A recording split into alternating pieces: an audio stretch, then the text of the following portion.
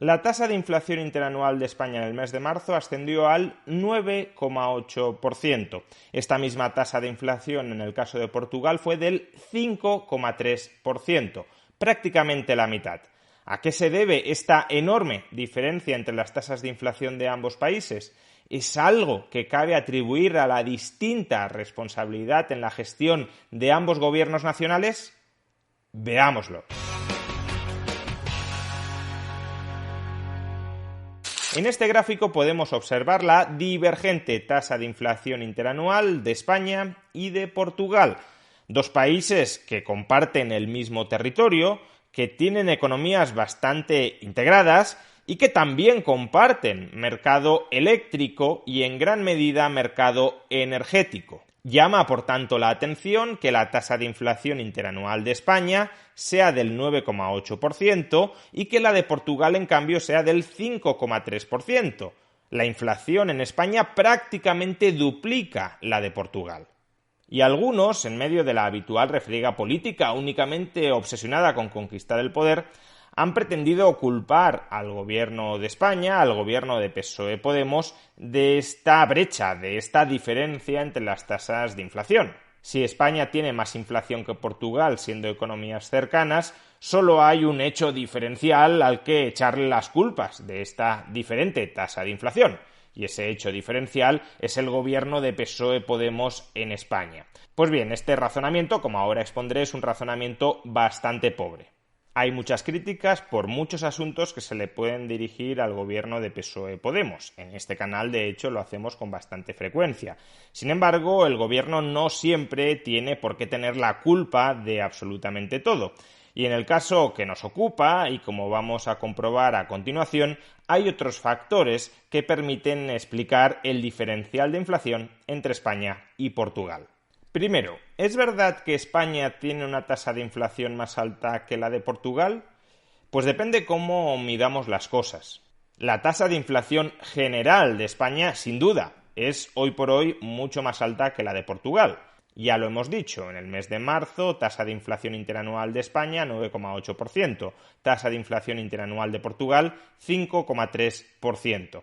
Ahora bien, ¿qué sucede si cogemos el dato de tasa de inflación subyacente de España y de Portugal? Es decir, la tasa de inflación que excluye de su medición los precios de la energía y de los alimentos no elaborados. Pues aquí la cosa cambia de manera bastante notable. La tasa de inflación subyacente de España en el mes de marzo es del 3,4%. Esto no significa que sea una tasa de inflación baja. Hombre, comparativamente con el 9,8 suena muy poco, pero es una tasa de inflación que supera ampliamente el objetivo de inflación del Banco Central Europeo y que además viene subiendo mes tras mes. Por tanto, es un dato preocupante, 3,4%. Pero ¿cuál es la tasa de inflación subyacente en Portugal? 3,8%. Es decir, que en inflación subyacente, en el mes de marzo, está peor Portugal que España. De nuevo, quien pretenda explicar todo diferencial entre España y Portugal a la diferente gestión de los gobiernos, en este caso debería concluir que España tiene menos tasa de inflación subyacente que Portugal gracias al gobierno de PSOE-Podemos. Y creo que esta conclusión tampoco es una conclusión válida. Bien, hasta aquí ya hemos acotado dónde está el problema. El diferencial de inflación entre España y Portugal se explica por los precios de la energía y de los alimentos no elaborados. Desgraciadamente todavía no tenemos los datos desagregados de inflación del mes de marzo del año 2022, pero podemos tratar de analizar estos mismos datos, que sí los tenemos desagregados, para febrero de este año 2022. Como podemos ver, en febrero de 2022 el diferencial de inflación entre España y Portugal seguía siendo enorme. La tasa de inflación interanual de España en el mes de febrero era del 7,6%. En cambio, la de Portugal era del 4,4%. Como digo, al no tener los datos desagregados del mes de marzo, vamos a analizar esta brecha para el caso del mes de febrero.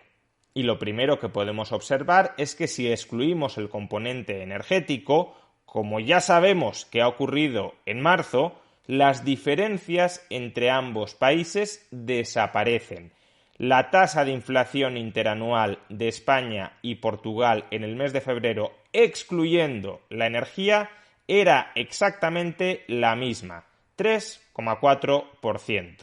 La diferencia, por tanto, está en la energía, tanto en marzo como en el mes de febrero. Pero exactamente en qué parte de la energía. Bueno, en primer lugar, observemos la distinta evolución de los precios del gas natural. En el mes de febrero, la tasa de inflación interanual de los precios del gas natural en España era del 12,1%, se habían incrementado de media un 12,1% con respecto a febrero del año 2021, y en Portugal era del 9,1%.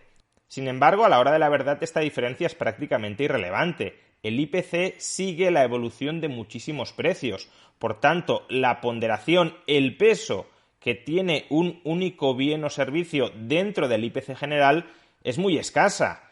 Imaginad que el precio del gas natural pondera el 1%.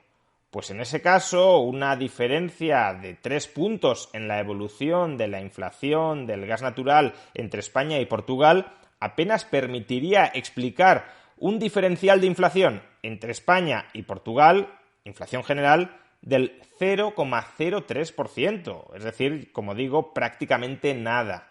Vamos, que no podemos explicar la enorme brecha de inflación que hay entre España y Portugal, que sabemos que es una brecha energética, no la podemos explicar únicamente o principalmente a través de la diferente evolución de los precios del gas natural. Vamos con otro posible candidato energético que nos permita explicar la diferencia entre las tasas de inflación de España y Portugal, los precios de los combustibles. Hasta el mes de febrero del año 2022, los combustibles, los carburantes, se habían encarecido en España en un 26,8%. Sin embargo, en Portugal lo habían hecho en un 22%, un diferencial de 4,8 puntos, que sigue siendo apreciable, pero que dentro del IPC general tiene una influencia verdaderamente escasa. Por tanto, tampoco parece que este sea el bien energético que explique el enorme diferencial de las tasas de inflación general entre España y Portugal. No es el gas natural, no son los carburantes. ¿Qué nos queda como componente energético importante? La electricidad.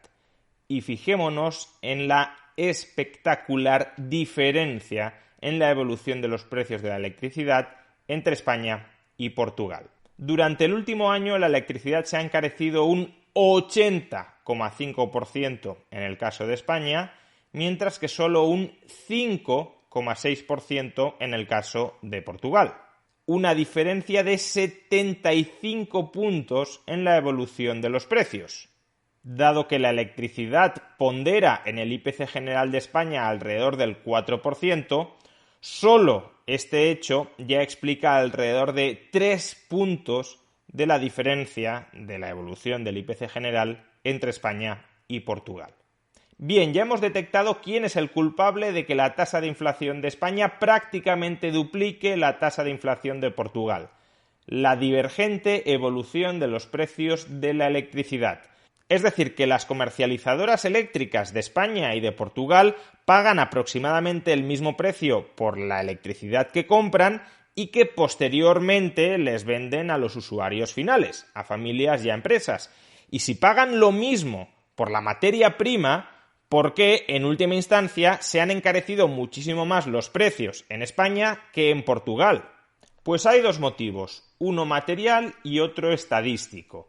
¿Cuál es el motivo material? Que en España aproximadamente un 40% de las familias tienen contratada una tarifa, la tarifa regulada, cuyo precio evoluciona instantáneamente según cambie el precio de la electricidad en el mercado mayorista. Por tanto, si se encarece el precio de la generación eléctrica, inmediatamente se le repercute ese mayor precio al usuario final. En cambio, el otro 60% de los españoles tiene contratada una tarifa en el llamado mercado libre, que es una tarifa normalmente de revisión anual. Por tanto, ese 60% de españoles hasta el momento no se han visto prácticamente afectados por la subida de la luz. Incluso puede que les haya bajado el recibo eléctrico, por las reducciones fiscales que aprobó el gobierno. Sin embargo, ahora están empezando las revisiones anuales del precio de la electricidad para ese 60% de españoles que no tienen la tarifa regulada y ahora la subida de precios sí les va a empezar a morder. Eso es lo que sucede en España. 40% de usuarios tienen un precio de la electricidad vinculado a la evolución diaria del mercado mayorista, el 60% hasta el momento han estado blindados de las subidas, pero ahora las empezarán a sufrir. ¿Y qué sucede en Portugal? Pues que el 85% de las familias tiene un contrato de renegociación anual y por tanto hasta el momento no se habían visto afectadas por la subida del precio de la electricidad en el mercado mayorista. Sin embargo, a partir de ahora, en los próximos meses, conforme se revisen esos contratos, sí se les empezará a repercutir la subida del precio de la electricidad a sus contratos y, por tanto, a partir de ahora, la inflación sí empezará a golpear más duramente a Portugal. Precisamente por eso se han unido los gobiernos de España y de Portugal ahora para pedir que se regule el precio de la electricidad, porque el gobierno portugués tiene miedo de que empiece una cascada de revisiones brutales al alza de los precios de la electricidad en esos contratos de renegociación anual que muerdan a las familias y que disparen su tasa de inflación interna. Como nota al margen, he de decir que no es claramente mejor tener un contrato de renegociación anual que tener un contrato donde la subida de precios en el mercado mayorista se te repercuta inmediatamente en el precio de la electricidad que estás pagando. Obviamente, si tienes un contrato de renegociación anual, la volatilidad de los precios de la electricidad es bastante menor. Pero a largo plazo las diferencias entre ambos sistemas se tienen que estrechar sí o sí, con la diferencia de que en los contratos de revisión anual el consumidor le está pagando a la comercializadora una especie de prima de seguro contra la subida de precios de la electricidad y por tanto el consumidor termina pagando más o menos a largo plazo los mismos precios que si no tuviese contratado ese seguro contra la volatilidad más la prima del seguro. Bien, este es el motivo material. A una parte importante, el 40% de la población española, ya se les ha revisado al alza durante los últimos meses el precio de la electricidad. Por tanto, el efecto inflacionista de la electricidad se ha anticipado en España en relación con Portugal. Sin embargo, el otro 60% de la población española hasta ahora estaba protegido. De modo que las diferencias no deberían ser tan acusadas por el mero hecho de que el 40% esté expuesto a las subidas de los precios de la electricidad que hemos experimentado.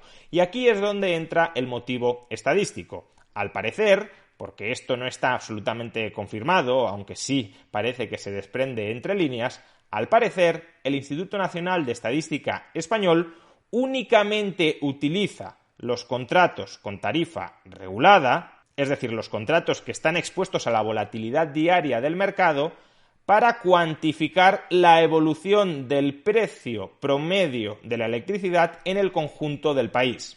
Con lo cual, a efectos del Instituto Nacional de Estadística y por tanto a efectos del índice de precios al consumo, es como si el 100% de los españoles estuviesen bajo un contrato de revisión instantánea del precio de la electricidad. Es decir, es como si a todos se les hubiese encarecido la electricidad una media del 80%.